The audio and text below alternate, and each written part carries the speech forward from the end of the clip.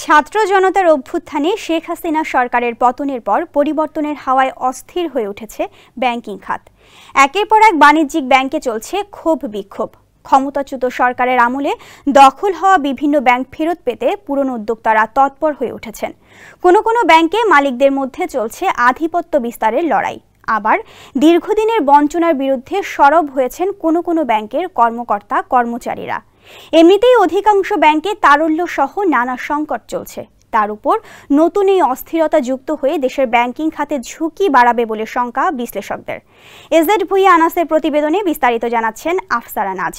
গত ৫ আগস্ট শেখ হাসিনার সরকার পতনের পরদিন থেকে বিভিন্ন ব্যাংকে অস্থিরতা শুরু হয়েছে। বিশেষ করে গত ৭ আগস্ট কেন্দ্রীয় ব্যাংকের কর্মকর্তাদের বিক্ষোভের পর অন্যান্য ব্যাংকেও তা ছড়িয়ে পড়েছে। যেসব ব্যাংকের মালিকানা দ্বন্দ্ব ছিল সেগুলোতেই ক্ষোভ বিক্ষোভের বহিঃপ্রকাশ বেশি দেখা গেছে। সবচেয়ে বেশি অস্থিরতা দেখা গেছে বেসরকারি খাতের ইসলামী ব্যাংকে।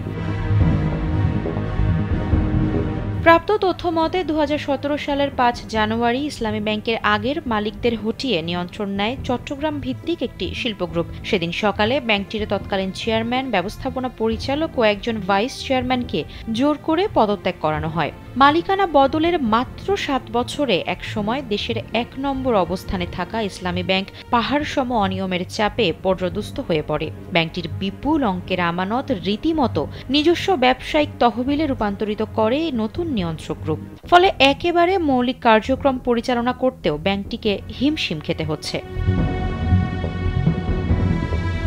এমন পরিস্থিতিতে সরকার পরিবর্তনের সঙ্গে সঙ্গে গত ৬ আগস্ট কর্মকর্তাদের একটি নতুন অংশ মালিকদের কাছ থেকে সুবিধাভোগী কর্মকর্তাদের ব্যাংক থেকে বের করে দেন। এরপর গত ১১ আগস্ট আলোচিত শিল্প গ্রুপের পক্ষের কর্মকর্তারা বহিরাগতদের সঙ্গে নিয়ে ব্যাংকের প্রধান কার্যালয়ের দখল নিতে যান।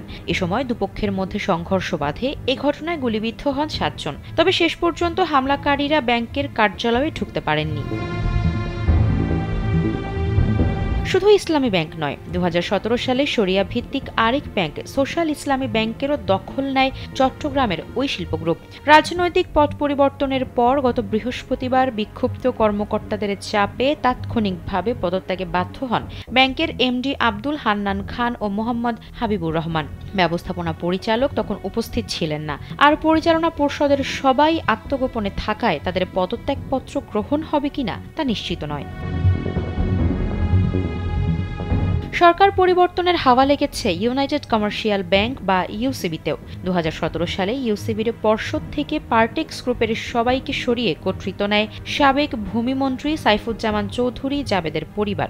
এখন পরিবর্তিত পরিস্থিতিতে তাদের আর ব্যাংকে ঢুকতে না দেওয়ার ঘোষণা দিয়েছেন শেয়ার হোল্ডার ও বিভিন্ন পর্যায়ের কর্মকর্তারা।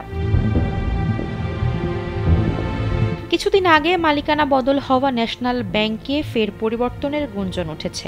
প্রতিষ্ঠাতা পরিচালকদের মধ্যে আব্দুল আউয়াল মিন্টু ও আবু তাহের মিয়া ব্যাংকটির মালিকানায় ফিরতে চেষ্টা করছেন বলে জানা গেছে।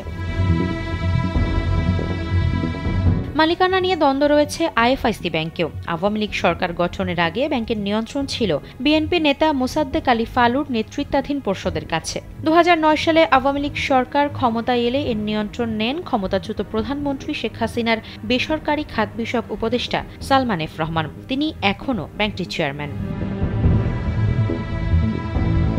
এখনও প্রকাশ্যে কিছু না ঘটলেও মালিকানা দ্বন্দ্বে অস্থির হতে পারে এনআরবিসি ব্যাংক। নতুন প্রজন্মের আরেক ব্যাংক সাউথ বাংলা এগ্রিকালচার ব্যাংকের মালিকানা নিয়েও চলছে নানান জল্পনা কল্পনা। সাউথ বাংলা ব্যাংকটির মালিকানাতেও পরিবর্তন আসবে বলে সংশ্লিষ্টরা ধারণা করছেন। আফসারা নাজ, কালবেলা।